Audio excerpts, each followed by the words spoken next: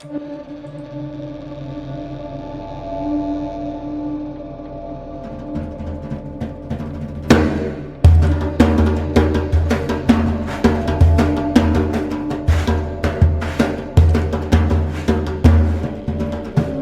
there, it's Lacey J, here to ask you to go to spacebearmedia.com right now to access all our content, buy yourself some merch, and most importantly, send us a message, a question, fan mail, even hate mail.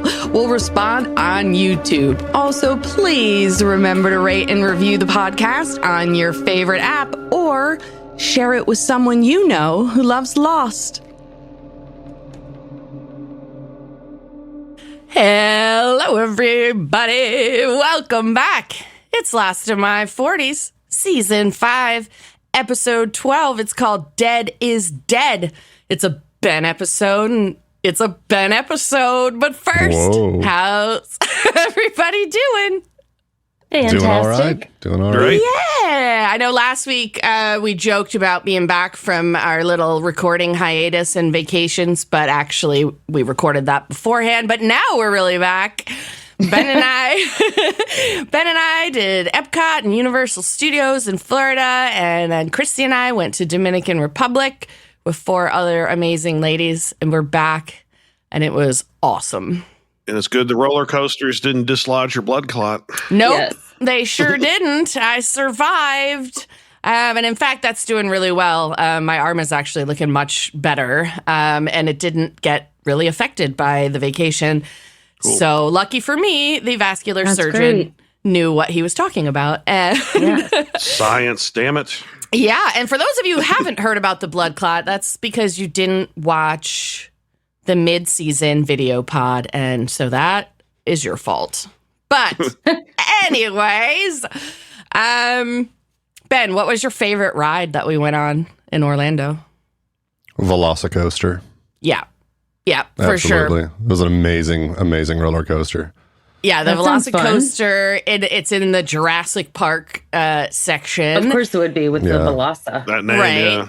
yeah. And that coaster was so fantastic, it made my left titty fly out of my bra. That was funny.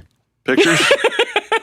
Pictures? Did No. you get one of those pictures on the roller coaster? Yeah, the screen cam or whatever. You know what? That's what everybody that I've said that to has said. I'm like, if you're all really that hard up for a picture of my tit, I have some I can send you. But no. I've seen them plenty of times. I'm good. No, it was still under. I had on like a little jumpsuit, so it was still under the top. It was just out of the bra. Yeah. So there was no flashing. But I was pretty impressed that it ripped my titty out of my bra. So did you have great. the pass where you didn't have to wait in line and all that? Well, yes. I mean, it's not that you don't have to wait in line. It's just that it's a shorter You wait in a queue. different line. So Right. like 2 hours, it's less. Yeah. Well, I think on the Velocicoaster coaster, It was still about an hour and 15 minutes. Yeah, an hour, we and still 15 waited to a little get over in. an hour. Yeah, but the rest of the line was like twice that. So Yeah. so it was cool. I think the skip the line thing is definitely worth it if you want to do all of the coasters in one day. I Yeah. think and you're going to pay the same price. 2 days at the park is basically 1 day with the special pass is essentially the same cost. So if you only have 1 day to do the park and you can afford it, then yeah, it's totally worth it. We hit every roller coaster we wanted to be on, and yeah, it was great. That's a nice roller coaster. Velocicoaster is it's basically, if you look at all the top 5 lists or top 10 lists for roller coasters in the US, it's usually at or near the top.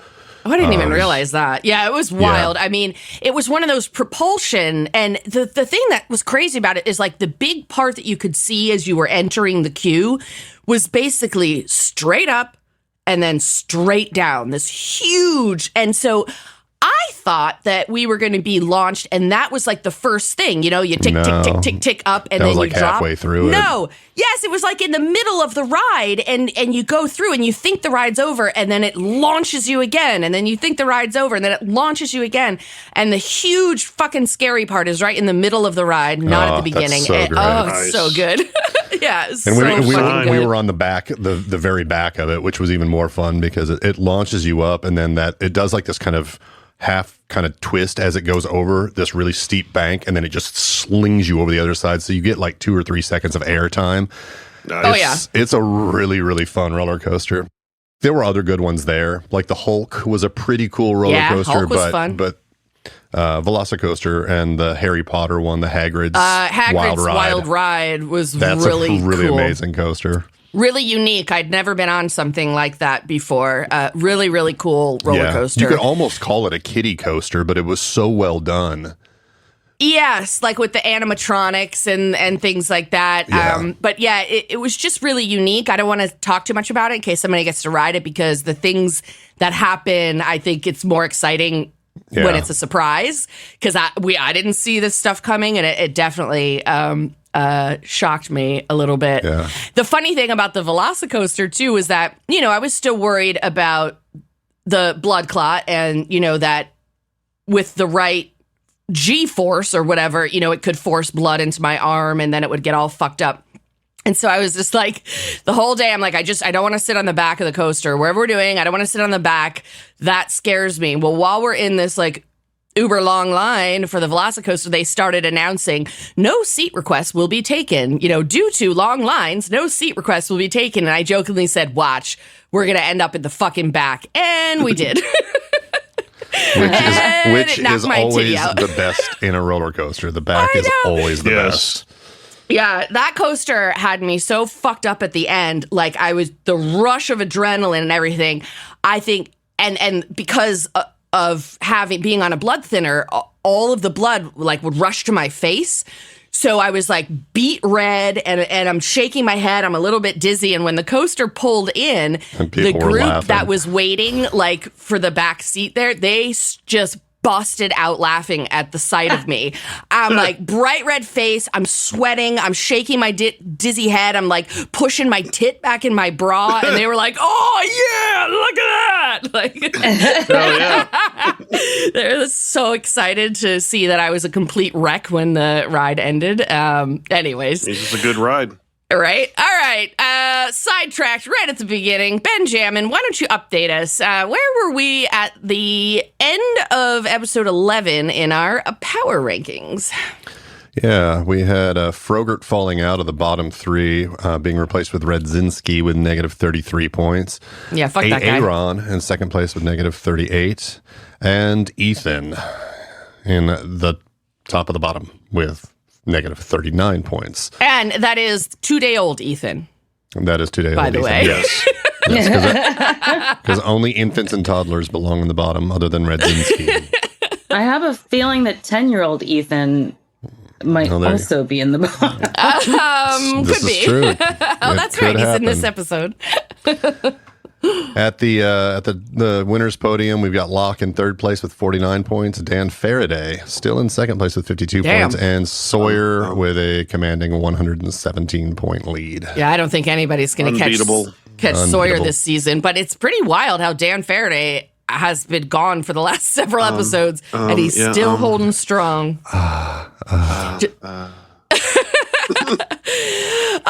Alrighty, our Ben.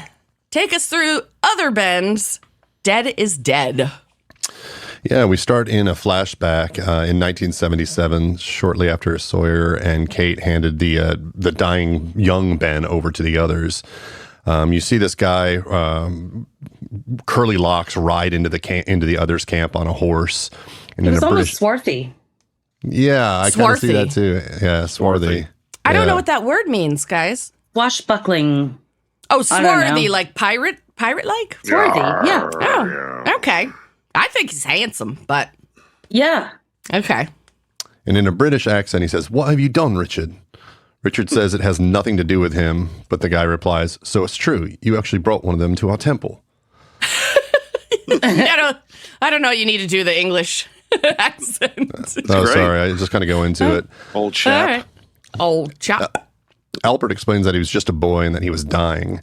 This guy thinks Richard should have let him die. So Richard says, Ouch. Jacob wanted it done. The island chooses who the island chooses. You know that. The gent seems to agree and says, yes. Yes, of course. What's his name? Then we see the same handsome gentleman enter a tent where little Ben is resting. He introduces himself, and Ben asks him what happened. And the man says that he was injured, but Ben says he can't remember how it happened. Ben asks where he is, and the man says, you're among friends. We're going to take care of you. Ben asks about his father, and the gent says that he'll be back with him soon.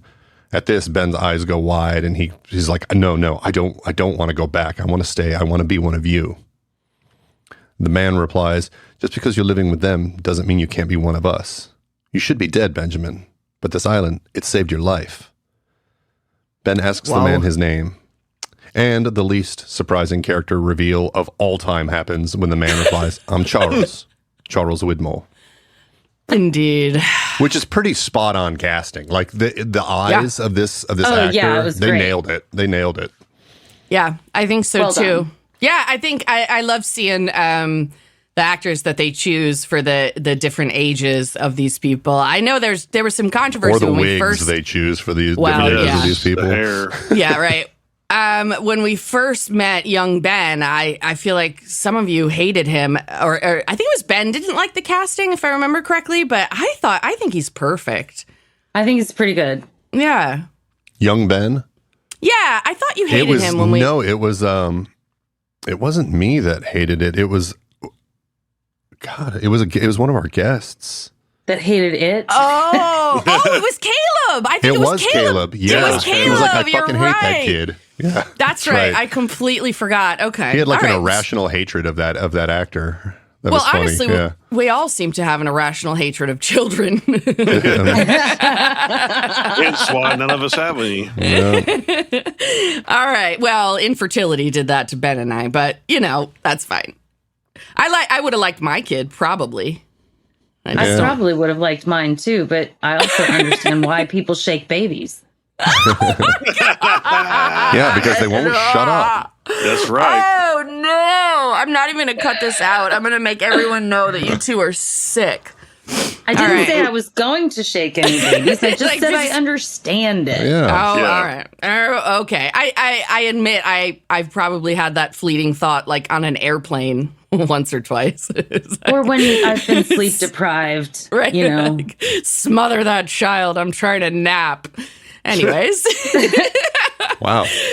Ben. Okay. Still in now we go to 2007 on Hydra Island, and we are rewatching the last scene from the previous episode where older Ben wakes up and finds Locke sitting over him saying, welcome back to the land of the living. And bug-eyed, Ben whispers, my God, you're alive. I knew it. I knew that this would happen. Mm-hmm. Locke confirms that he is in fact alive and wonders why Ben is surprised to see him. To which Ben says, because it's one thing to believe in it, John. It's another thing to see it. Locke asks Ben why he was trying to run away to the island. Ben explains that he broke the rules coming back and he needs to be judged. And Locke says, judged? By whom? And the look on his face is very, very kind of bemused. And Ben replies, well, John, we don't even have a word for it, but I believe you call it the monster. Lost title screen. So now Ben is on Hydra Beach, walking past a group of survivors who are constructing some sort of system with bamboo for carrying a bunch of crates. It's just Alana one crate. says, I thought it was like 4 or 5 crates, but okay. No, it's like one giant one. Okay. Yeah. Alana says good morning and tells him that the crate is full of stuff they need to move. Ben offers to help, but she says they're fine. He finds some water, and Caesar approaches to ask how he's feeling. Ben says, like someone hit me with an oar, but I'll live. Caesar motions toward Locke, who's standing kind of looking out at the ocean, and starts questioning Ben about him. He mentions that Locke claimed Ben killed him. Ben laughs and says, he looks fine to me. Then Ben immediately finds a way to take advantage of the situation by saying, Absolutely. I don't really remember him from the plane. Do you? What if he was already here before we crashed? If he thinks I killed him, then he's insane. We may be dealing with a man who's dangerously deranged. The question is, what are we going to do about it? Nice. Manipulative much? He's so Right. good. He's so Yep, he good at is. it.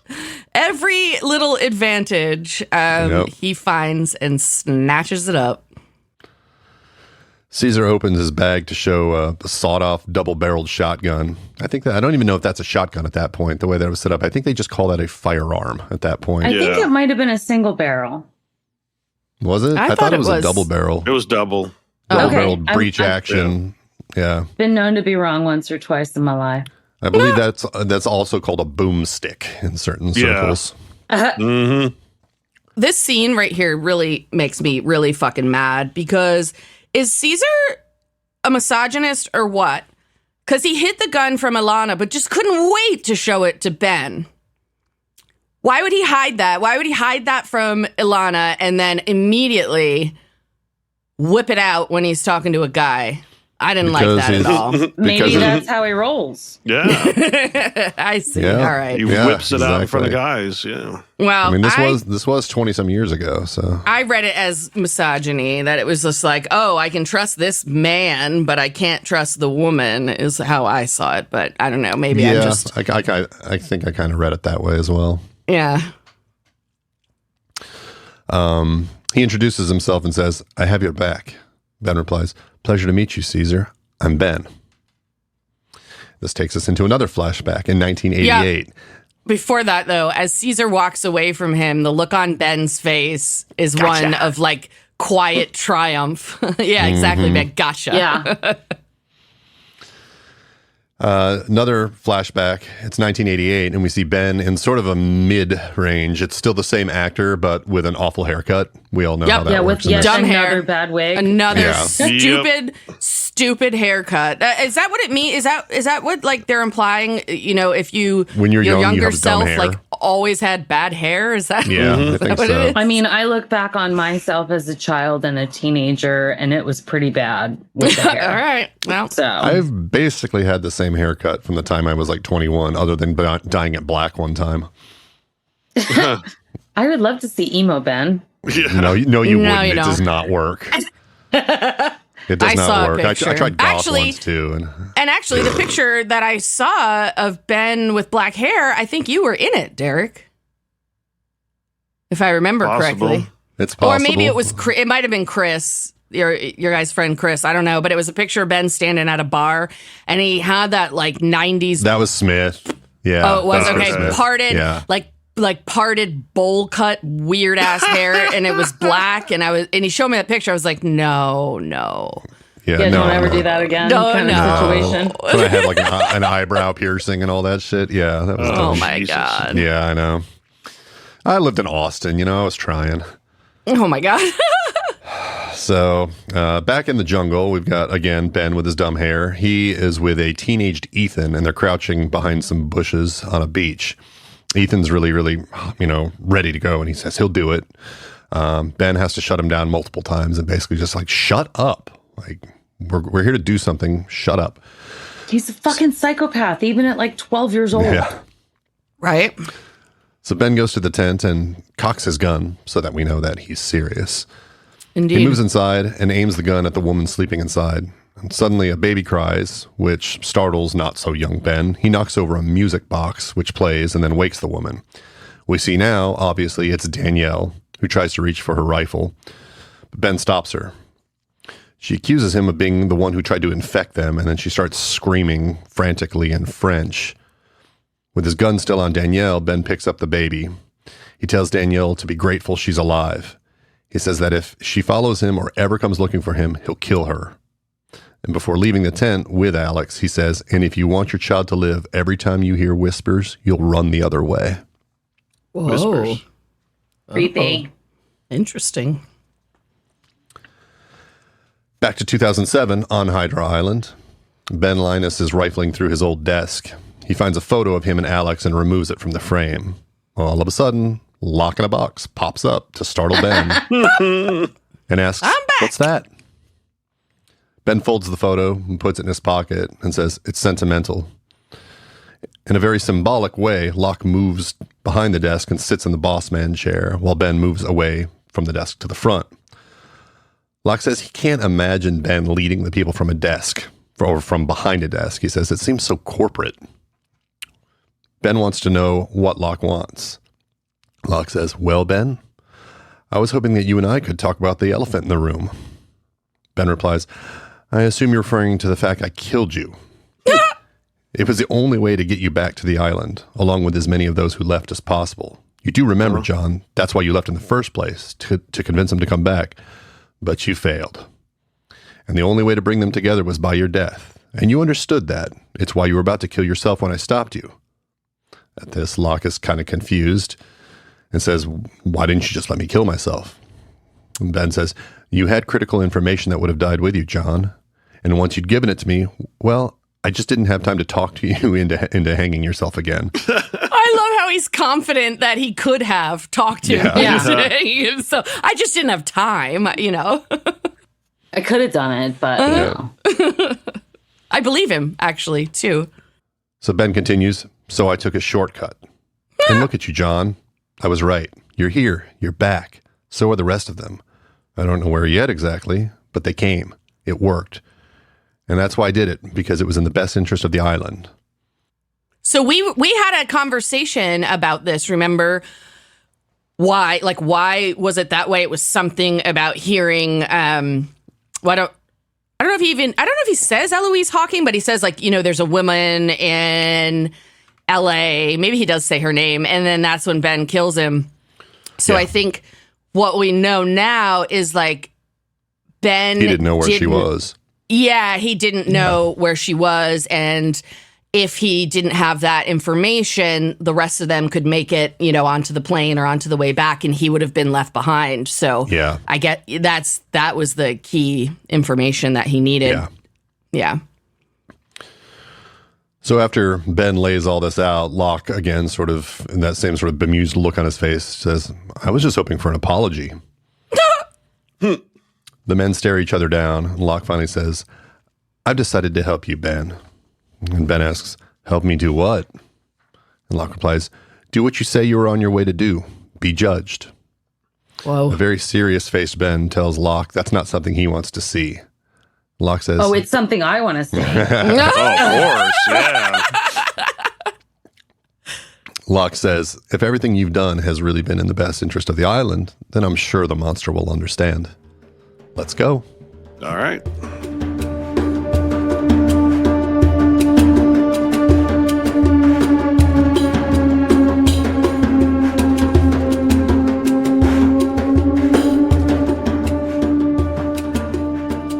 Whoa. Did you see the tiny Locke grin that came across his face? It wasn't a whole lot, just that side little, okay, this will be fun. That little gleam in his eye. Exactly. The men are now on the beach, uncovering an outrigger. Caesar sees them and runs over to ask what they're doing. Other Ajira survivors are also watching. Ben says they're taking the boat to the mainland. Caesar replies, I don't think so, my friend. I'm not even going to try his accent. Never mind. My friend. Locke says he was under the impression the boats were found there, so he will borrow one and do no harm. He says, I'm happy to leave the other boat for you in case you want to follow us. Caesar hears the word us and is surprised that Ben is traveling with Locke. Ben says, he didn't really give me a choice. Caesar then declares that he's calling the shots around here and they aren't taking the boat. Are you? To Locke, he says, what are you going to do? What you're going to do is sit down and tell us how you know so much about this island, my friend. Locke replies, you're in the habit of calling people friend, but I don't think you mean it. Caesar tells Locke to step away from the boat, but Locke refuses. He says, no, I'm not going to step away from the boat. I'm going to take it, and you're going to let me, my friend. Caesar reaches into his bag for the sawed-off gun. At that exact moment, Ben pulls it out, puts it onto Caesar, and blows him away. Yep. Boom. There's really no Broomstick. reason to go that far with it. Ben is just extra. Yeah, he's very extra. A little bit, yeah. I love how he says, you looking for this? I mean, he could have tried diplomacy for a second. Nope. Yeah. No, Yeah. not if Caesar thought he was in charge. You don't do that. Ben turns and points the guns at the other Ajira survivors and says, "This gentleman and I are taking the boat. Does anyone else have a problem with that?" No. Everyone sort of shakes their head and steps back. Then Ben throws the gun to Locke and says, "Consider this my apology." Good apology. Yeah. So I think that knowing that Ben has the gun means that Locke not giving him a choice is just not a real thing, No, Correct. Ben was, he was just leading Caesar to believe like, oh, I'm being held prisoner here. Right. And, he was testing Caesar to see demented, how far Caesar would go. Caesar showed how far he would go, and Ben shut him down because of that. Right. Yeah, Caesar exactly. had handled Shot that him differently. down, He wouldn't have shot him. He was just Right. like, you are really trying to flex nuts here, so you're dead. Yeah, that's the thing. I mean, you can call him extra, but I think like had Caesar not done that and just let them leave, he would have just realized later that his gun was had missing. the gun, what would Caesar have done? He would have probably shot him. Yep. It could have Not been. necessarily. He could have just been trying to use it as a deterrent. But if Yeah. they still wanted to go, eventually he probably would have shot him. I don't We'll know. never know because he You got think shot. he would have? Yeah, Maybe. we'll never know. I wish Ben, when he pulled up the gun, he goes, "This is your Rubicon." What? Say hello to my little friend. Yeah, Well, that would have been good. Caesar crossing the Rubicon, that's when he became Nope. a tyrant. Okay. Rubicon's No. a river in Italy. Sorry. My Roman history is not as advanced as yours. Well, now neither it is mine, now it is a little yeah. more filled out than it was before. Although Fun facts. we just passed the Ides of March. I know that We did. part of We Caesar's did. history. So birds are chirping as Locke and Ben dock their outrigger on the island, and Ben says, "Home sweet home." Locke notices another outrigger, and Ben tells him that Sun and Lapidus took it after she bashed him with a paddle. Locke wonders if that's how Ben hurt his arm. Ben says, "No, someone else hurt my arm."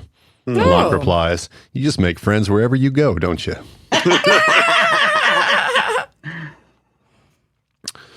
Ben claims that friends can be more dangerous than enemies. Locke wonders if that's why he shot an unarmed man in the chest. To Ben, and Ben says, "The man was unarmed because I'd stolen his gun, the gun he was going to use to kill you. I couldn't let that happen." Easy to say that now. Locke agrees Only I that can there's kill you, Locke. right. Locke agrees there's no sense in him dying twice, and Ben says, "You're welcome." There's sense in you dying twice. Locke sort of makes out that they're headed to Ben's house, and Ben confirms that it's the only way that he knows to summon the monster. Locke thinks Ben is lying about wanting to be judged for breaking the rules and returning to the island. And then Ben asks, "Then what do I want to be judged for, John?" Locke replies, "For killing your daughter." Whoa. Well, there's that. Yeah. That's that thing that happened. And this takes us into another flashback where Ben and his terrible hair and his, I don't know, how old is he supposed to be here? In his 20s or teens? I can't tell because it's Michael Emerson with a dumb wig. Yeah, I would maybe like early 20s or something Okay. like that. Well, actually, I mean, we can figure it out. How old No, was 'cause he Ethan- when Ethan was born? 10? Yes. 10. So, yeah, Ethan's I mean, a teenager, somewhere- mid-20s. Yeah, somewhere in early, pushing 25 at the most, maybe. Yeah. Yeah, of course, Okay. he just looks like 40-year-old Ben with a stupid haircut. Yeah, exactly. So Ben and Ethan are returning to the others' camp after Ben kidnaps Alex. Widmore's furious that he didn't do what he was told. He says, "Your orders were to exterminate that woman." Also, Better do you advice. notice Widmore's hair here? That's not his real hair either. Or they like picked it Yeah. out or something. He's got like a weird fuzzy fro on his head. Yeah, It's very, yeah. I think it's like supposed to be in between the long curly hair and the like trimmed Widmore that we always know. It's just like, it's all of the hair is dumb. And Ben replies, "Why? She's no threat to us. She's insane, Charles. Besides, you didn't tell me she had a child. What was I supposed to do?" And Widmore just says, "Kill it." At Whoa. this, There you go. baby Alex starts to cry. And Ben says, "If Jacob wants the child dead, then Widmore can do it." At this, furious Widmore kind of swallows down his rage, kind of scoffs, and then backs down and walks away. Ben, like, offers Alex up to Yeah. him. Yeah. And he's like, fine, you want her dead? You fucking do it. You do He it. called his bluff. He called his bluff. Like, but that tells us a little bit something about Widmore, I guess, is that he's willing to order people to murder a baby, Yeah. but he won't do it himself. Yeah. So What a pussy. Won't kill the child himself. Fucking What the pussy. fuck's wrong with this guy? God, no. Back to I like 2007. what Betty White says about pussies. They're tougher What is than that dicks. quote? She says, I don't know why everybody says Grow Oh, a set of balls. grow a 'Cause set. balls are That's what it is. fragile. Yeah, a pussy can take a pounding. Yep. She was amazing. I miss that lovely old lady. Yeah, she was a treasure. Back to 2007 on the island. It's nighttime, and Locke and Ben are now at the barracks. Locke wonders whose idea it was to move into the Dharma houses after they murdered the what are they called again? Dharma Initiative. Yeah. Oh, after the purge. Yeah. He thinks it was Ben's idea, but believes the island wouldn't want that to happen. And Ben says, "You don't have the first idea what this island wants." Locke replies, "Are you sure about that?" Oh. A light turns on in one of the houses, and Locke notices it's Ben's old house. And Ben says, "Yes, and that's Alex's room." And Locke replies, "Well, I suppose you better go over there and check it out." Not a room anymore. No. Ben enters the house and notices the game of Risk still on the table, as it was in 2004. He walks through the house to Alex's room and opens the door to find Sun.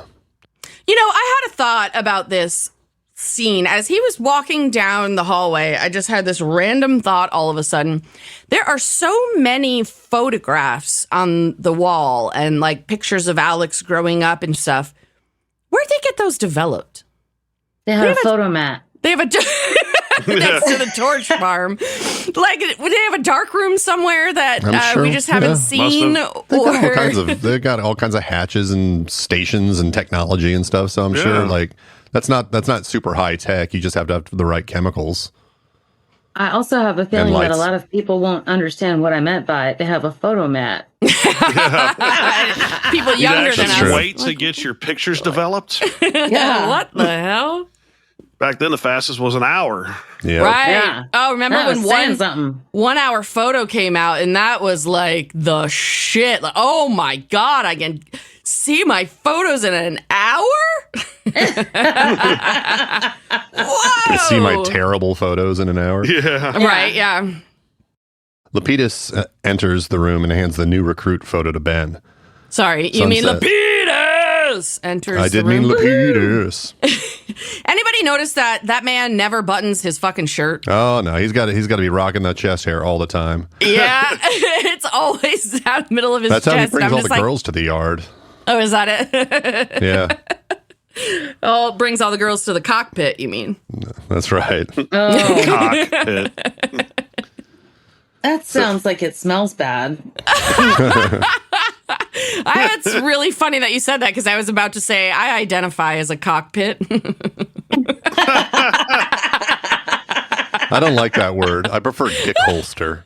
Oh, there we go. I'm not a good holster though because I always make the gun go off. Boom. Boom goes the dynamite. Oh shit!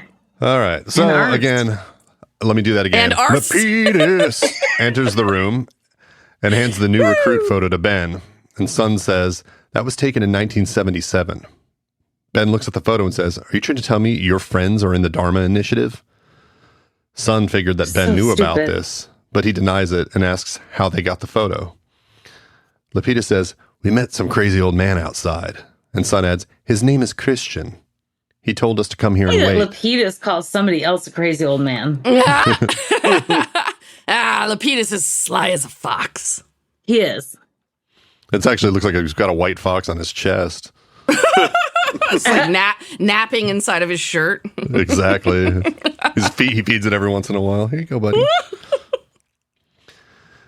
Sun continues. He said, if I ever wanted to see my husband again, I had to wait here for John Locke. Lapidus mentions that they haven't been holding their breath since Locke is dead. At this, Oh, yeah? Ben suggests they look outside. Sun does, and she sees that John is alive, waving hello. Hey, guys. That's such a Not great dead. moment. Yep. So now, next scene, Locke is now inside the house with them. Sun stares in awe and says, "What you're saying, it's impossible." Oh? Really? Son, did you just arrive at this island? Right. I know, right? Yeah. Right. You're at 38,000 feet, now you're just standing on an island. Okay. Yeah, it's also quite impossible that your husband is in 1977, Right. but Yeah. Locke says he's sure there's a good reason he's alive, even if he doesn't know what it is. Lapidus says, well, as long as the dead guy says there's a reason, well, I guess everything's just going to be peachy. And forget about the fact that the rest of your people are supposedly 30 years ago. Now the only ones who are here to help us are a murderer and a guy who can't seem to remember how the hell he got out of a coffin. Son, please, Whoa. let's just go back to the plane, see if I can fix the radio, and maybe we can get some help. Lapidus was not there for the part where the radio did not help 108 and 3 years ago. 108 days. and 3 years ago? No, 100 Four score and 7 years ago. Yeah. No, 108 days and 3 years ago. Yeah, I Yeah. gotcha. Locke says he's all the help that Sun needs, and that he has some ideas on how to get to Jin. Sun says, if there's any chance of me finding my husband, then I have to stay. Frank tells Sun to watch her back and leaves. Quitter. Locke says Ben has something to get to first, to which Ben says, yes, John, that's right. Ben slides the bookcase forward and enters his hidden room. He pushes the stone door with a hieroglyphics on it, pushes that open, which requires some effort, and then lights a gas lamp and makes his way down the tunnel. So he has a secret lair in his secret hidden lair. Yeah. safe room. Yes. Right. Yeah, he Yeah. used it whenever they were under attack. Mhm. I know. Right. I just think it's super cool that he has a secret lair within his secret lair. Yes. Hell yeah. I Double think secret that's layer. metaphorical, too. It's metaphorical. It's very metaphorical. Sorry, that was a Guardians of the Galaxy Yeah. quote. So he kind of walks through this, comes to basically what looks like a puddle of mud on the floor. And he reaches down into it, twists something, and then the water drains away. And he's got like a bunch of slimy mud all over his fist. Yeah, we didn't get to see him do that last time. We knew That he was ran mud in on there. his fist. Yeah. We knew he called the monster, but we didn't see him go through Yeah. this step. Yeah. Yeah. Yeah. And then looking down at the drain, he just says, I'll be outside. Obviously, talking to the monster. Okay. I guess. And we come to flashback number 3. It's 1992 or later, and Ben is pushing a young Alex on a swing set. She's Again, with giggling and stupid yelling. hair. Yeah. Again, Daddy, again. Higher, higher. Blah, blah, blah. Richard arrives and says, wow, Alex, any higher and you're going to fly right off the island. Richard tells Ben that the sub is about to leave, but he doesn't need to see him off. And Ben says, yes, Richard, I do. Oh. Of course. On the Richard. dock, Charles Widmore is handcuffed and being escorted to the submarine. Ben catches up to them and yells, Charles, I came to say goodbye. To which Widmore replies, no, you didn't. You came to gloat. Hell yeah. Uh-huh. I mean, Pretty he's much. kind of spot on right there. Uh-huh. Yeah. Ben says Widmore brought this on himself. Widmore wonders if Ben really wants to go through with this. And Ben says, you left the island regularly. You had a daughter with an outsider. You broke the rules, Charles. Ooh. Oh. Widmore Anybody replies- notice how reminiscent this scene is of the end of season 2 when we first realized that Henry Gale is Benjamin Linus? They have they're all on the dock when Michael and Walt Oh, leave, yeah. and like Ben comes down the dock, and then they're down there tied up, and different actions going on, but very similar in like aesthetic. Yeah, Yep. that's very true. They're all better dressed now than they were in that scene, though. Yeah, that's true. Charles Widmore continues, and what makes you think you deserve to take what's mine? Ben says it's because he's not selfish, and will sacrifice anything to protect the island. Widmore points out that Ben wouldn't sacrifice Alex. Oh. So Ben points out that Widmore wanted Alex dead, not the island. Before turning and walking to the submarine, Widmore says, I hope you're right, Benjamin, because if you aren't, and it is the island that wants her dead, she'll be dead. And one day you'll be standing where I'm standing now. You'll be the one being banished, and you'll realize finally that you cannot fight the inevitable. I'll be seeing you, boy. Ooh, well, he was right. He was right. Back to 2007. Back to the barracks, where Son sits on a bench outside Ben's old house. Ben comes outside to ask where Locke went, and Son tells him that he went to do something, but she didn't ask what. She says, Jack must have lied about Locke being dead. I don't know why he would, but that's the only explanation. Is it? Ben forcefully insists he's sure Locke is dead. She asks if Ben knew this would happen if Locke came back. Ben says, Son, I had no idea it would happen. I've seen this island do miraculous things. I've seen it heal the sick, but never once have I seen it do anything like this. Dead is dead. You don't get to come back from that, not even here. So the fact that John Locke is walking around this island scares the living hell out of me. Whoa. Just then, rustling can be heard. Ben tells Son to go inside because what's coming out of that jungle, he cannot control. As if being inside of a house is going to stop the smoke monster. Yeah. Right. So right on cue, Locke in a box pops out of the jungle. Hey, guys.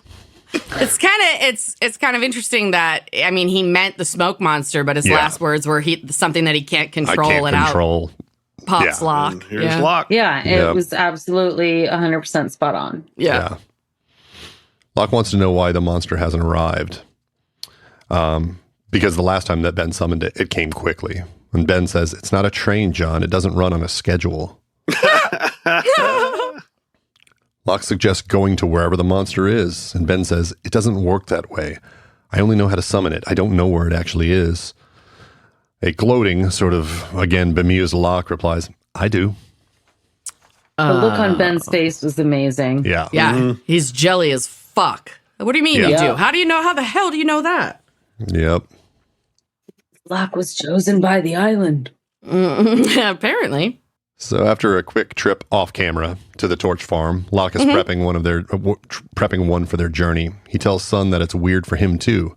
He says, I realize how strange this all is, me here, but I assure you, Son, I'm the same man I've always been. Ben comes outside and says he's ready, and he tells Locke to lead the way. Flashback number 3, we're right before the Ajira flight, and Ben is walking into the marina. He calls Charles Widmore on the phone to tell him he's returning to the island today. Widmore says there's no way that's going to happen because he's been trying for 20 years. Ben says he's going to succeed where Widmore has failed, but first he's going to kill Widmore's daughter. No. What? At this point, and he says something about like, I'm going to kill like our mutual friend. And he's like, what do you mean? That's actually the name of the boat. Yeah. Isn't that what it was? Yeah. Yep. So we can now see Penny standing on the boat named Our Mutual Friend. And Widmore says, don't you dare. Ben replies, goodbye, Charles, and then hangs up the phone. Yo.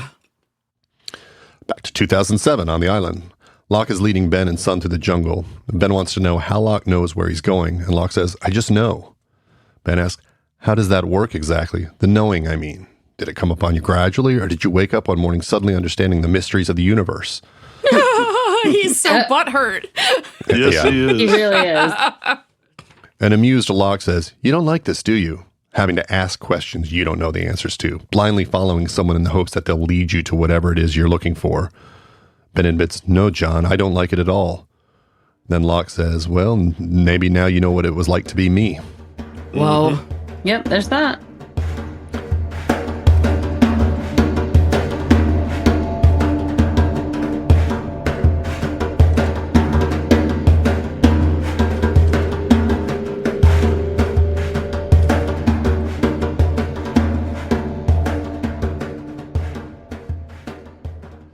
Son wants to keep moving, and Ben suddenly thinks he knows where they are going. He says, it's the same place they brought me as a child. It's where the island healed me. And Locke says, well, let's hope it's as generous this time around. They come upon a wall, and Ben Giggity. tells Son it surrounds the temple. They built the wall so people like her would never see it. Locke looks down into a hole and says, "We're not going to your temple, Ben. We're going under it." Oh. Ben looks to Sun and asks her to find Desmond Hume if she ever gets off the island. He says, tell him I said I was sorry." And she asks, "Sorry for what?" And Ben looks down at the hole and says, "He'll know." Did you think Penny was Flashback. dead before this scene, Derek? What? Did you think Penny was dead before No. this next scene? No, you didn't believe that for a second? Nope. All right. Flashback number 4. We're back to the marina after Ben hangs up on Widmore and are about to find out how Ben got his pre-flight ass whooping. He's walking toward Penny when Desmond notices him as he's unpacking groceries from the car. He shouts at Ben, who turns and shoots him in the chest. Jesus Bam. fucking Christ. Desmond drops to the ground and Penny is screaming his name. Ben turns and points the gun at Penny and tells her not to move. He introduces himself and apologizes that she's caught up in her father's bullshit. Penny tells him that she has no relationship at all with her father.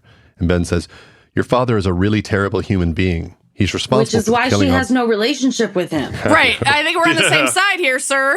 Yeah. He says he's responsible for the killing of my daughter. That's why I'm here. Just then, toddler Charlie emerges from below deck, calling to his mother. A terrified Penny tells him to go back inside and then pleads with Ben not to kill her son.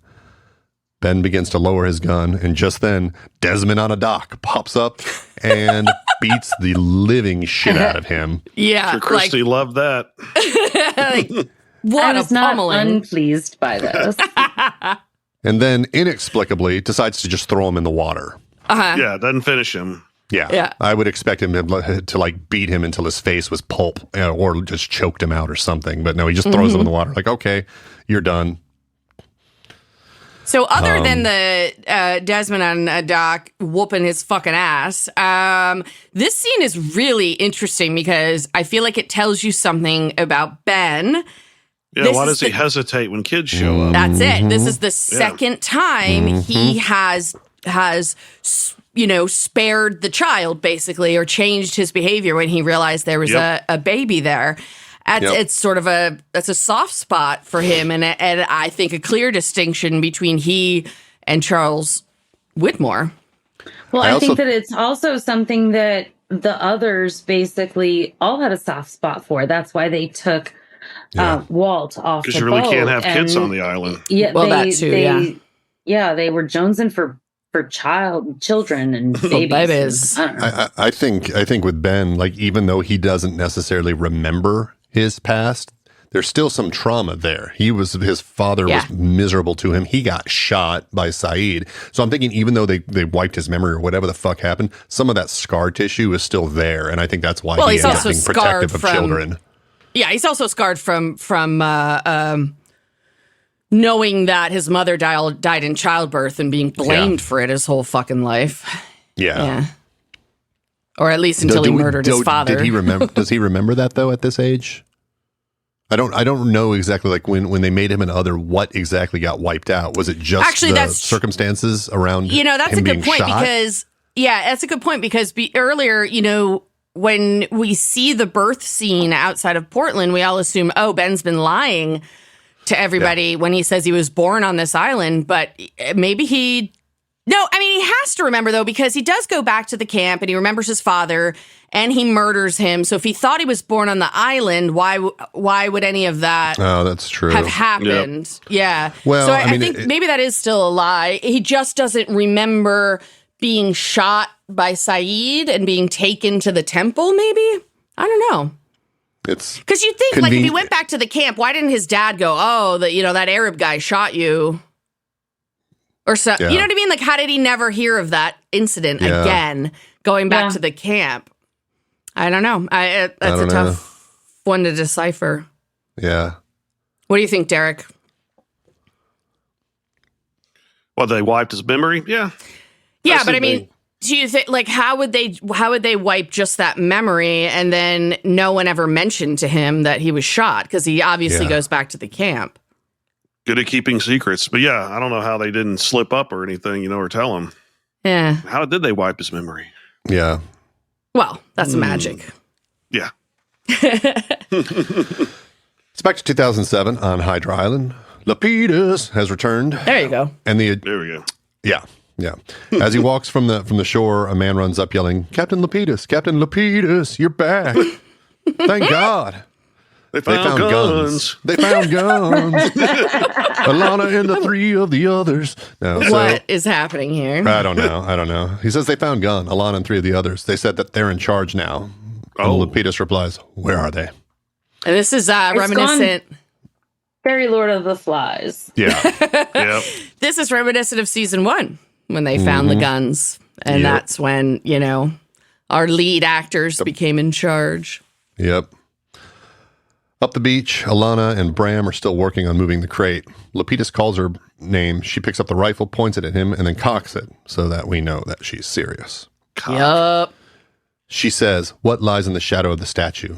And Lapidus What? is really fucking confused, and Bram demands, answer the question. Alana repeats the question. Lapidus says he has no idea what they're talking about. At this, she hits him in the head with the butt of the rifle, knocking him to the ground. She turns to Bram and says, get everyone else. Tell them it's time, and tie him up. He's coming with us. Time. Derek, Also concussed once again. Statue. Yep. what lies in the shadow of the statue? I'm as confused as Lapidus. Well, stay tuned for the season 5 finale. In 2007 on the island, under the temple, Locke lights a torch and gives it to Ben. As they make their way through the corridors, Ben tells Locke that he was right. Locke asks, about what? Ben says, why I need to be judged. When Charles Widmore's men came, they gave me a choice, either leave the island or let my daughter die. All I had to do was walk out of the house and go with them, but I didn't do it. So you were right, John. I did kill Alex, and now I have to answer for that. I appreciate you showing me the way, but I think I can take it from here. I'll meet you outside if I live. Whoa. Just on cue, the stone floor collapses underneath him. He falls down to another level, about 10 feet down, 10, 12 feet down, and goes, ah. He fell 10 feet and landed on broken rocks, but he's fine. Yeah, he's Yeah, fine. no problem. Yeah. No, fine. No, he's fine. Locke calls down to see if he's all right, and Ben grunts a bit and says, never better. Locke says he's going to find something to help get him out. Ben yells for him to wait, but Locke is already gone, so Ben lifts himself up off the floor and finds that he's in a room with pillars covered in hieroglyphics. There are those hieroglyphics again. It's very, very Raiders of the Lost Ark. Yeah. Oh, yeah, it that's is. that or the I mummy. was just waiting for the big boulder to. Yep. I was Yeah, thinking I mean, the snake Yeah. pit. Yeah. Yeah, Is the what- holes yeah. in the ground, the snake pit. Yeah. Right down to the music is very, Mm-hmm. I remember watching that movie in the Spielberg-esque. theater, and that scene with the mummy scared the shit out of me. Like where all the mummies were like going, "Ugh," and I was like, oh. He comes to a stone carving on a wall above a stone full of holes. The wall is also covered in hieroglyphics.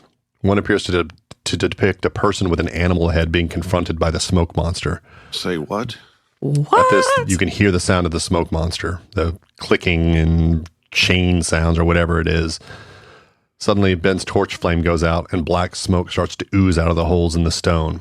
It spreads That's where it across the comes floor from. and around his That's feet. where he and a comes tendril- from. Yeah. Yep. And a tendril of smoke breaks loose and wraps itself around his body. Inside the smoke, flashes of Alex can be seen. The scene from earlier where he refuses to kill her as a baby, and then her, giggling on the swing set saying, higher, daddy, higher. And then Alex saying, these people are dangerous. You said these people are dangerous, more dangerous than you. Mm-hmm. And then we see her on her knees with Creamy Keeny over her, holding the gun, which she's pleading, help me, daddy, help me, whatever. Whatever. And then we hear Ben's voice say, she's not my daughter. She means nothing to me. So if you want to kill her, go ahead and bam. What? Boom. So he basically has to relive seeing her get shot. Though I don't know, did he ever actually watch that in the first place? I thought he only heard it, but No, his face was in the window. He was saw it? it. Yep. So after all of this, the smoke sort of recedes, and then all of a sudden you hear a voice say, Daddy. Ben turns around to see Alex standing there. She looks says, "Hi, gorgeous Dad." in this scene. Like, She is absolutely beautiful. yeah. Ben is crying and apologizing, stating it was his fault. And Alex says, I know. Ooh. Then all she right. grabs him by the collar and forces him against the pillar. And she says, listen to me, you bastard. I know that you're already planning to kill John again, and I want you to know that if you so much as touch him, I will hunt you down and destroy you. Whoa. You will listen to every word John Locke says, and you will follow his every order. Do you understand? Whoa, what? A terrified Ben nods. She screams, say it. Say you will follow him. Say it. A whimpering Ben says, yes, I will. I'll follow him, I swear. He closes his eyes, and Alex lets go of him. And when he opens his eyes, she's gone. Then Locke calls from above, throwing down a vine. Ben looks up at him, and Locke asks, what happened? A completely wrecked looking Ben. You've never seen this look ever in the history of this show. Yeah. You say, he simply says, it let me live. Lost title screen. End of episode. Wow. Whoa. That was a puny little vine, too. Yeah, I know. No, seriously, Locke. Like, you couldn't do better than that. Yeah. It breaks. He falls down. What do you think of that, Derek? Was that Alex? Or was that the smoke monster? Or was it Jacob? Or was it something else? Was it Christian? Who was it Christian? I don't know. What's going on there? I don't think it was Alex. Okay. All right. I think it's whatever the smoke monster is. Whoever. Yeah, so we've seen Alex, we've seen Christian, we've seen Yemi, we've seen Ben's mom. How many other Dead people? Dead people, yeah. Claire? That sometimes we've I don't seen. even know if it's Claire or not. Yeah. Claire. Oh, you mean when Claire was in the cabin with Christian? Yeah. That's right, because we have not seen Claire Yeah. in a Is that while. really We her? saw actually. Walt when he wasn't on the island. That's true, but he's not dead. But we did No. see that. Yeah, another person there who wasn't supposed to be there. Yeah, so we've seen a lot of The that. I will fucking say, horse, the black horse. Just like, what the fuck was that, right? Oh, The yeah, I black- forgot about the horse. Oh, horse. well, but we see, Of course you we- forgot about the horse. but we do see the others riding horses. That's what Charles Widmore did in the opening scene. So obviously they had them. The black one, I suppose, could be escaped from that, or running free. But again, yeah, it was something that Kate saw off the island. Yeah, it's interesting stuff. I will say we're going to talk a lot more about it as this season comes to a close. Okay. Anybody ready for some fun facts? Yes. Yes. Yes. This week's fun facts are on hieroglyphics. Oh. Ooh, that's where you get excited. Whoa, Oh my God, you guys. hieroglyphics. Yes. All right. All right. So, Gilgamesh me. Did Lacey tell you that I found a Gilgamesh in the Punta Cana airport? yes, it was pretty It was funny. like one of those Oh, I thought you meant like it was like a pile of A poop. book. no, it was a Funko Pop Gilgamesh. I almost bought it for her, but I was like $20 for a joke. Yeah, that's a bit pricey for a yeah. Yeah. $20 for a joke. All right. Here we go. Although hieroglyphics are Egyptian, the word hieroglyphics is Greek. Hiero means holy, and glyphics means marks or writings. So the word literally means holy writings. The Egyptians believed there was great power in a name. If someone's name were remembered, then he or she would survive in the afterlife. And that's why pharaohs' names were written in hieroglyphics inside their tombs. Most pictures can stand for the object they represent, but usually they stand for sounds. In Egyptian, the owl stands for the sound like an M. The Egyptian symbol for a mouth can either mean a mouth, but it's usually read as the sound R. You can't exactly match our alphabet to hieroglyphics because they are two very different languages, but historians have come up with a simplified translation of our letters to Egyptian hieroglyphics. There are no vowels in Egyptian hieroglyphics, only I almost said consonants. Consonants. So Egyptians are cool, if you wanted to write that sentence, would be written Egyptians with no vowels, the letter R, and then CL. When we write in hieroglyphics today, we use the symbols for the closest sounds to represent the vowels. There are over 700 hieroglyphic symbols in the ancient alphabet, and we only have 26 letters in ours. A single picture symbol could represent an entire word, which is called an ideogram, or a sound called a phonogram. The ancient Egyptians had no punctuations, no full stops, no commas, no question marks, and didn't put any spaces between their words. So it can be hard to decipher, obviously. The hieroglyphics could be written from top to bottom or in both directions, right to left or left to right. So first you have to figure out... Yeah.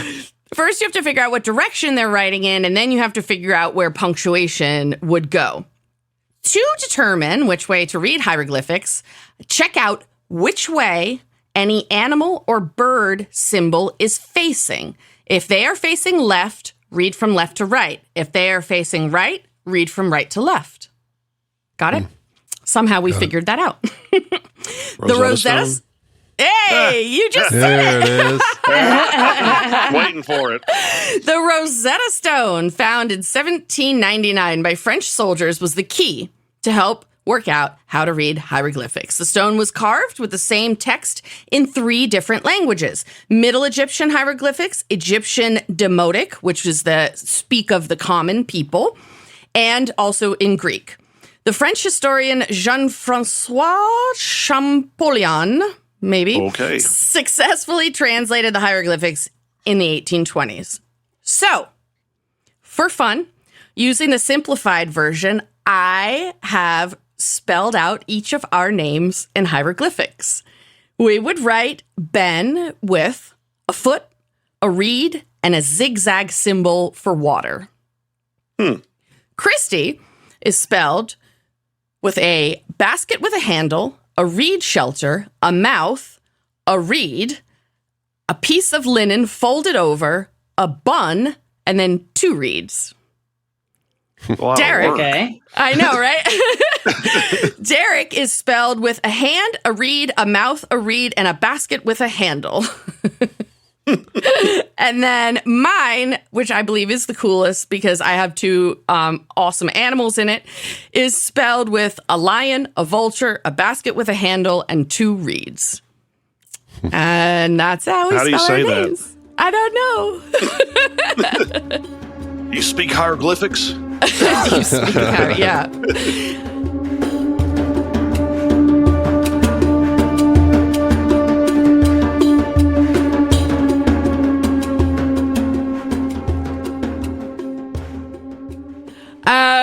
Yeah, let's do some fun. Nope, those were the fun facts. Let's do some best and worst moments. How about we start with Ben?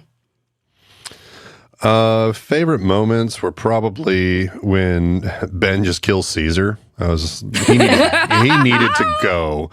You needed to go, friend. I hate it when people call people friend all the time. Oh, I know. When that happened, I was just like, haha. When the very last thing that Ben says when he just says it, let me live, like the look on his face was pretty choice.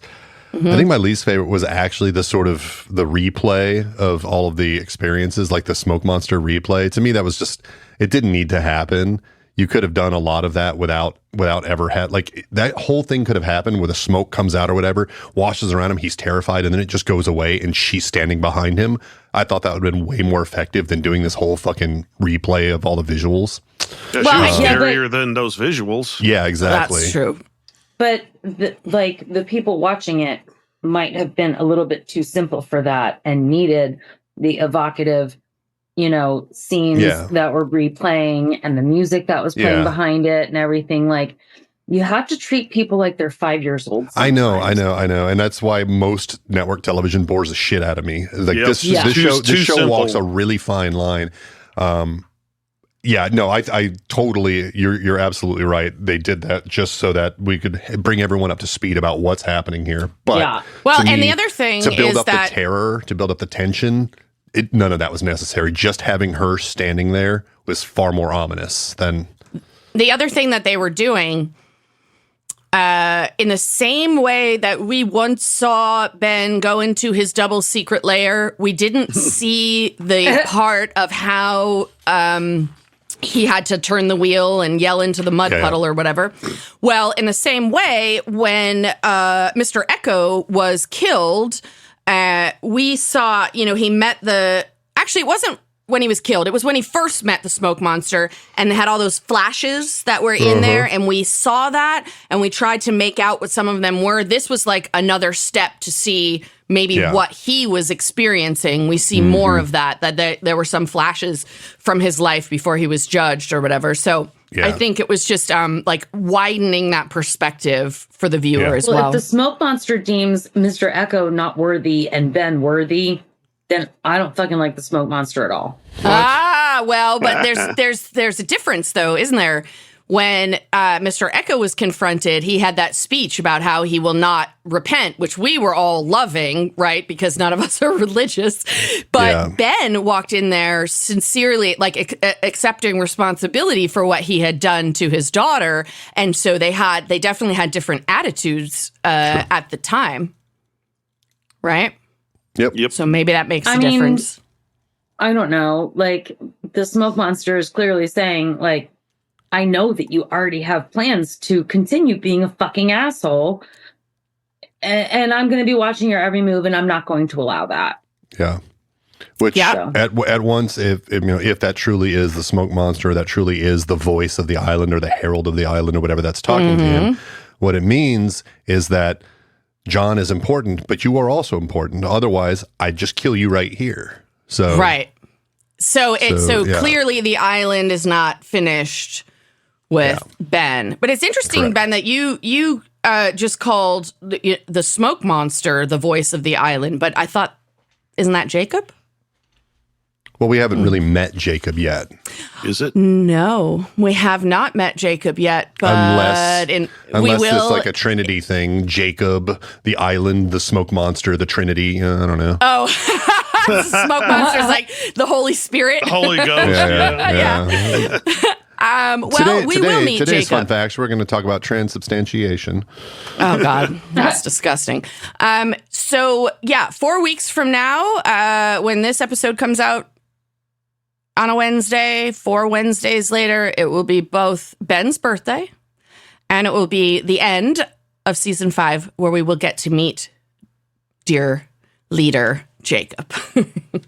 And I'm very excited for it. I've already done the outlines, and I'm like fresh on what happens at the end of this season, and I love it. I forget, boy, like this show they know so well how to open a season and how to close a season. They get me every fucking time with some big like shock and emotion, and anyways, 4 weeks, guys. Yeah, let's move on to best moments for other folks.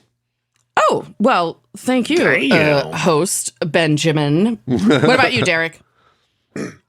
My best moment was when the smoke monster appeared at the end, and whenever Alex, appears and scares the shit out of Ben, basically tells him, "You got to follow Locke or else." Right. And I don't know, the kind of worst moment was, I also liked whenever he killed Caesar, but I didn't like when he tried to kill Penny. I know why he did it, but luckily he didn't succeed.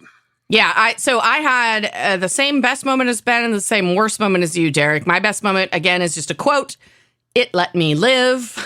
Oh, wow. And then my worst moment was really the only time in this episode that I was really upset at Ben, and that is that he was willing to kill Penny, not for the island, but for revenge. Yes. Yep. Yeah.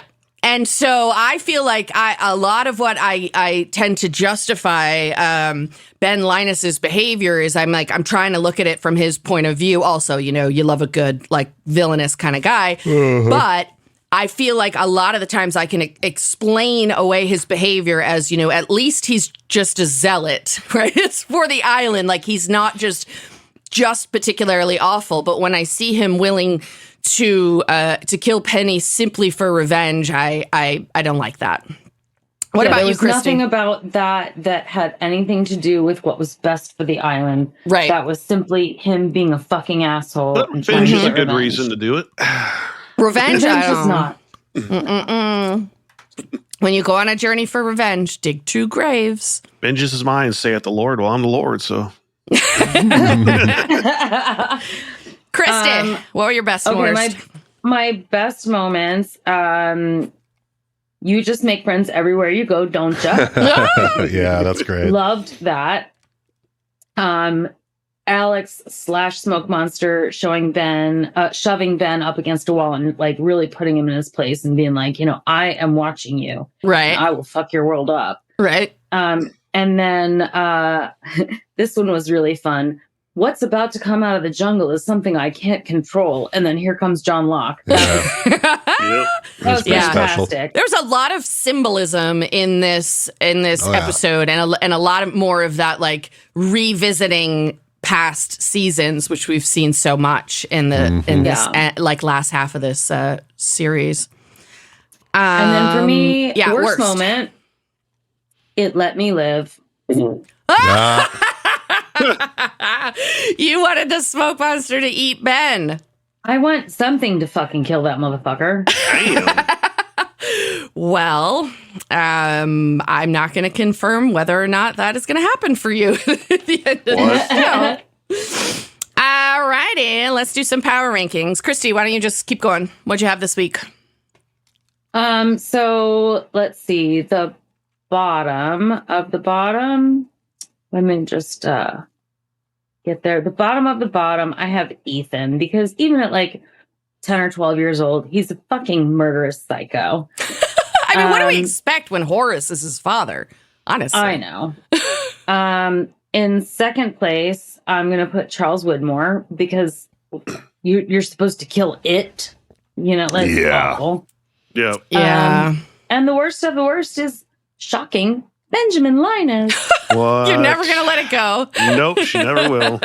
You know what? I will tell you that this episode actually showed me some of Ben's humanity, but it's just not enough to make up for all of the awfulness. Okay. So the bottom of the top, I have Desmond. I mean, he got shot and he was still able to beat the fuck out of Ben Linus. Yeah.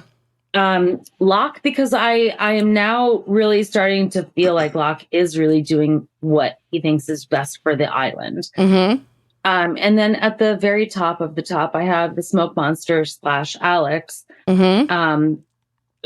Which for a moment I was like, oh, it's Alex. And then I was like, no, it's not really Alex. Yeah. It's very symbolic. It's the Smoke Monster. Mm-hmm. Absolutely putting everybody in their place. So that's that. All right. And then, fucking kill. I will fuck Desmond because he is awesome. Even bloody, with a bloody abdomen? Yeah, I'm okay with that. And we know that, like that can travel on this show. It can abdomen, whatever. Yeah. And then I am going to go ahead and kill Charles Widmore because he's a dick. Uh-huh. That is like the 4th burp that has made it into this episode. You two are gross. It happens. That's also what we call the Smoke Monster. That's the noise it makes. Derek, how about you? Where were your rankings this week? My third worst was Caesar, just because he's a total douche. And he got what he deserved. Second worst is Ethan, because he's Ethan and he wanted to, he just kills everything. And then worst is Charles. He probably Widmore. Would have killed Alex. Oh, absolutely. Had he gone in first? Yeah. Yep. And then the worst is Charles Widmore, because he wanted Ben to murder a baby and Alex. Yep, a baby. And my third best is Desmond, because he saves Penny even after taking a shot in the abdomen or chest or wherever they decide to put the hole.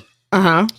Second is Locke, because he's taken on a leadership role, got Ben to the monster, and starting to really help the island or do what's best for the island.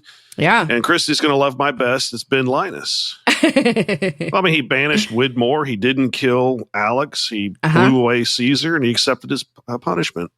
He didn't banish Widmore. The island did. I know, but he, gloated about it. Yeah. Okay. Yeah, he did. I want to fuck Alex because ghosts and spirits are always legal. And I'm going to. Oh, Jesus Christ. There's no age when you're dead. I'm going to kill Caesar. All right. Well, by this season, she's in her, early 20s, I guess. But even that, we're too old for people in their early 20s, too. But Anyways, how about I'm going to go next? My third worst, Ethan, because he's a psycho, and he definitely would have killed baby Alex. Caesar, I have in the second worst because he is a misogynist from my point of view. I would have shot him too.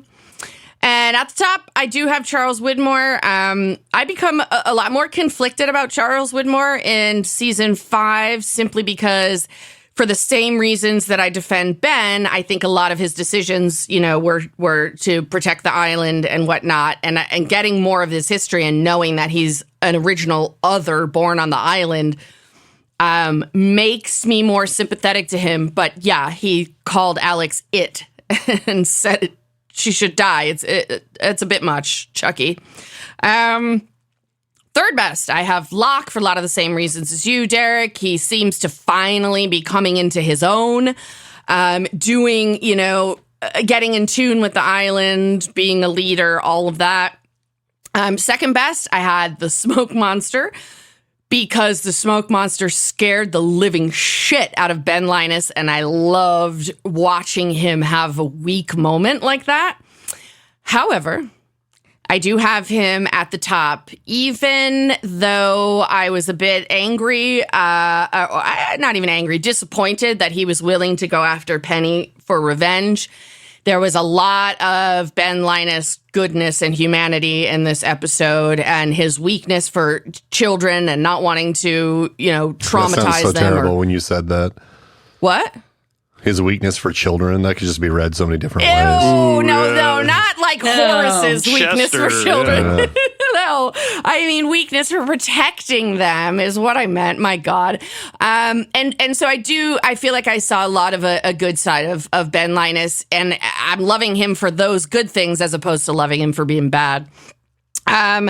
I am going to have a threesome today with two characters that were not much in the show, but I would like to be fucking Sun with her beautifully long hair. The longer it gets, the more sexy she is. And Mr. Frank Lapidus with his shirt on, hair. Unbuttoned halfway. And I'm going to kill Caesar too, because that whole gun thing really fucking irked me. And so we just got Ben left. What do you got, Ben? And then give us the update. Yeah. In my third from worst, I've got teenage Ethan. Obviously, I mean he's just a little psycho. Second worst, I have Caesar because ew. I mean, there's just ew. Yep. That was that noise I just made was me trying not to spit coffee into the microphone. Yeah. And then worst, obviously, Charles Widmore. I don't even really need, for the same reasons you guys have said. My third best, I've got Lapidus. Yeah. Simply, I don't feel like I have to justify it. I'm just going to say Lapidus and let that be. Second best, I've got Ben Linus. Again, for a lot of the same reasons you guys had. And I actually have Locke at the top. Though, watching this episode, I am not 100% convinced that actually is Locke. Oh, interesting. Why? When I was watching this, now I don't remember the show that well. Like I was just going to ask you. Hold on 1 sec. I was just going to ask you that, because sometimes I pretend like I don't know what's going on to try to fool Derek or whatever. So, are you really genuinely you don't remember the show, and I truly do not remember the show. You're wondering if that's actually true. Okay, so why? Because it seems to be guiding Ben. The whole point of Locke in this episode was basically to guide Ben towards this end. Also, because the way the makeup was done on him, it makes him seem a bit bleached. Dead? A little dead. Yeah, I mean, there's no blood in there, I guess. Yeah, no rigor mortis. A couple things a couple things about it just make me feel like this might not actually be Locke. And were you suspecting that earlier, or was it the fact that Ben Linus was instructed to follow him that you're starting to wonder if something else is going on? I see. Because so it's like one, that specifically. You have a manifestation of Alex telling Ben to follow Locke. And you also have Ben's whole thing earlier where he is like, I've seen this place perform miracles, but dead is dead. You don't come back from that. So, okay. So you're taking those as hints? Yeah. What do you think, Derek? Did you come to that same sort of idea watching this episode, or are you just considering that now that Ben has said it? Just considering now that Ben said it. Okay. I think it's still Locke. Okay. All right. For my fucking kill, I'm going to have a threesome with Alana and Alex, and I am going to double kill Caesar. Use both barrels. Yeah, I'm gonna exactly. I'm just like after he shoots, I'm gonna take the other barrel of it and just like shoot his foot off or something, just for just for shits and giggles. Oh, okay, just for shits and giggles. All right. Mm-hmm. Well, let's get the updated power rankings. Has anything changed? Maybe Caesar ended up in the bottom. Yeah, a couple little changes here. We have Aaron falling from second to third, last place, with Radzinski falling out of the bottom three. So Aaron's at 38 points. Okay. Ethan fell from first to second with negative 45 points, and Charles Widmore has come out of nowhere to take the top or the bottom Chucky's spot. back. Negative 52 points. Yep. Back in the bottom again. Yep. All right. Well, I think thought he was going to redeem himself, but he didn't. Yeah, to me, I'm so much more sympathetic to him this season. But yeah, you can't just be like call a baby it and want to kill it. No matter how much we joke about shit like that. About to say, you've killed several children, but yeah. All right. What's in the top there, Ben? At the top, we've got second and third place have switched positions. So last week, Dan Faraday was in second place with 52 points, but he falls into third place, still with 52 points. Locke jumps from third to second place, now with 61 points. And Sawyer, no change, but still commanding lead with 117 points. Well, Dan Faraday, if you want to stay at the top, you should probably show back up next week. All right. Those are the power rankings. Shall we do some final impressions? Yep. How about we start with Christy? I really like this episode a lot. Yeah. I think it really kind of moved the plot forward, and I'm excited to see what happens next. Yeah.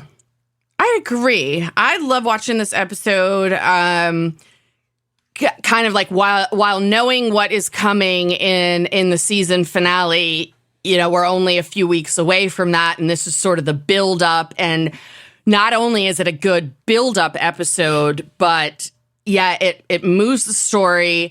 It shows more of the history of the others and of Ben Linus, which I love that, knowing, what was going on the island before essentially we arrived there.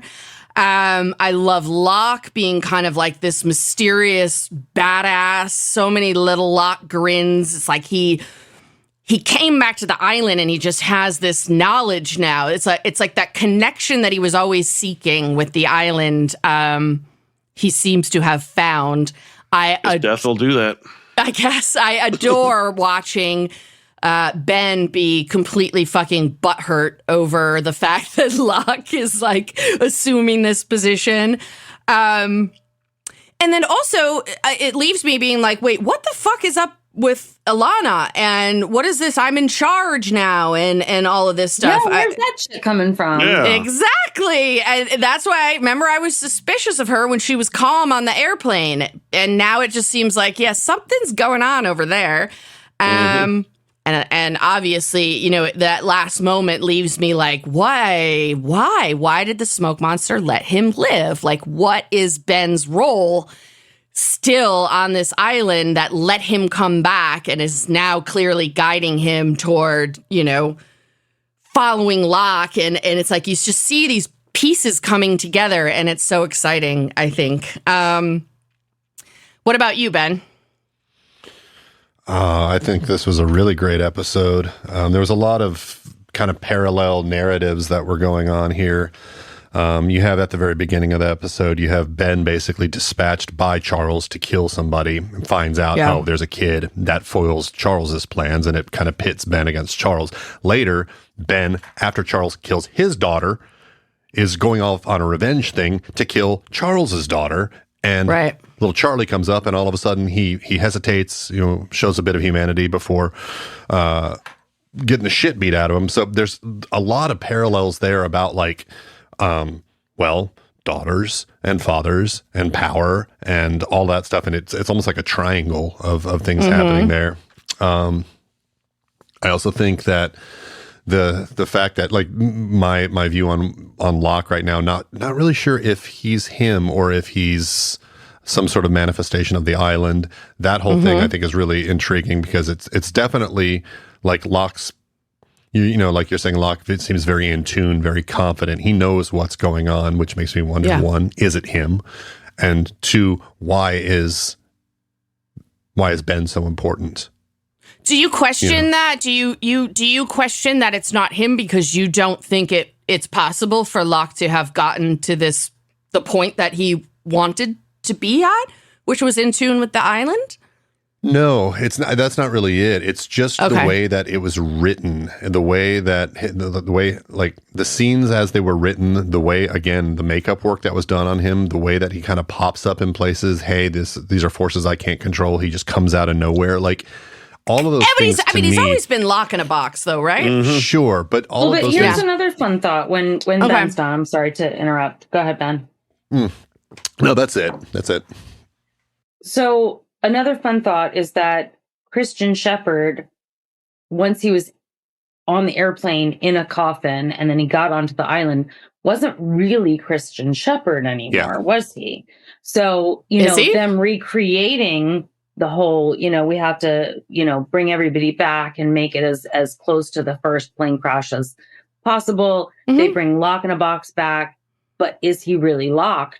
Was Christian really Christian? Yeah. Well, I mean, Christian does say to Locke, say hello to my son. Right? I mean, he does But is it really him? Well, I know the answer to all of this. The two of you forgot the show, and Derek's never seen it.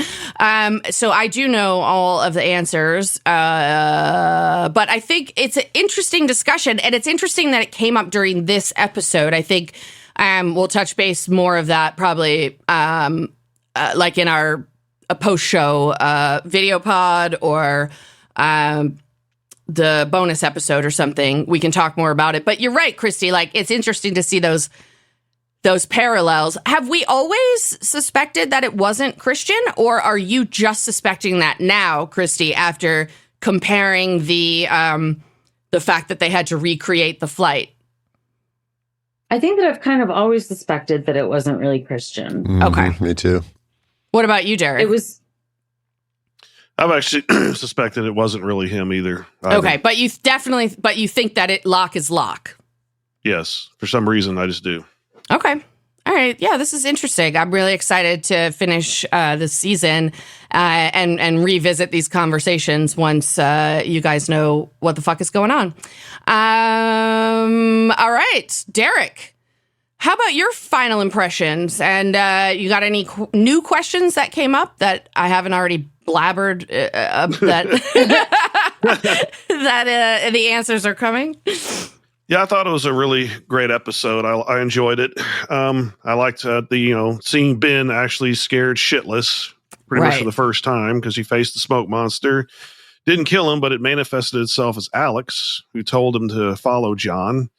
We find out, how Ben hurt his arm, which answered one of my older questions because he was going to kill Penny out of revenge. Mm-hmm. But Desmond saved her. Go Desmond. And a couple of questions like, who built this temple? With all these hieroglyphics. I mean, it seems like Egyptians, but damn, that's a long time ago. And then why does Ben have to follow John or else? Right. Well, lots of answers coming. Most of what you said is going to be answered by the end of this season. And then there are a couple things in there that will be explored deeper, like the hieroglyphics and where they came from and that kind of thing. A little bit at the end of the season, but more in season 6 as well.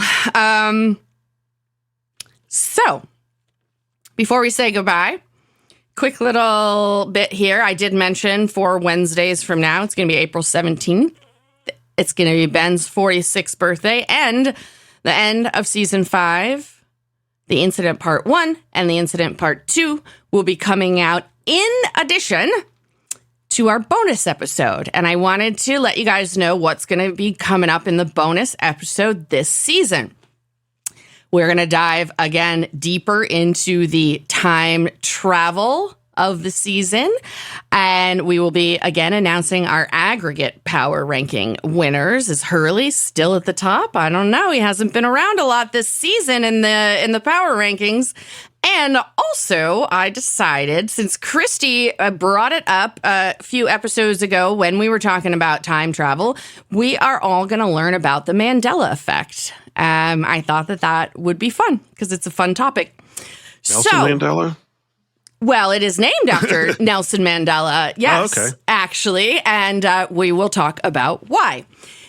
But that's not happening next week. Next week, it's going to be Wednesday, March 27th. It's a good one. Season 5, episode 13. Finally, Some Like It Hoth. We are going to get a Miles episode. It's also a Derek episode. The buddy comedy of Miley and Hurls returns. There's a shocking Miles-related reveal, and someone we've been missing comes back. See you then. Bye. Bye. Waving at people that can't see us. I always do.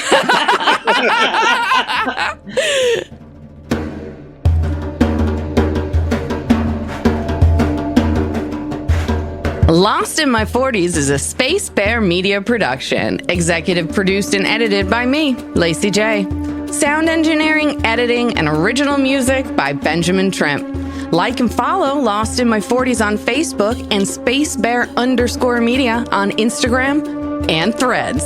Plus, follow Space Bear Media on YouTube for extra video content. Or for everything in one place, go to spacebearmedia.com.